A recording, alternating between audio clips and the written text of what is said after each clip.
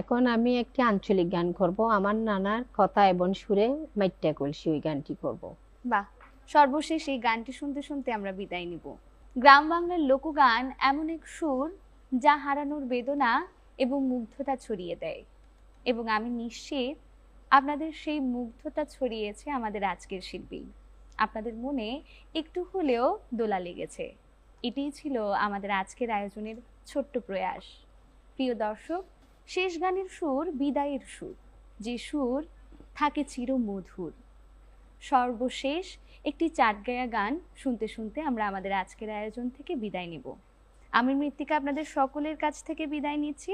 সবাই ভালো থাকবেন, সুস্থ থাকবেন এবং বাংলাদেশ টেলিভিশন চট্টগ্রামের সাথেই থাকবেন। আল্লাহ হাফেজ।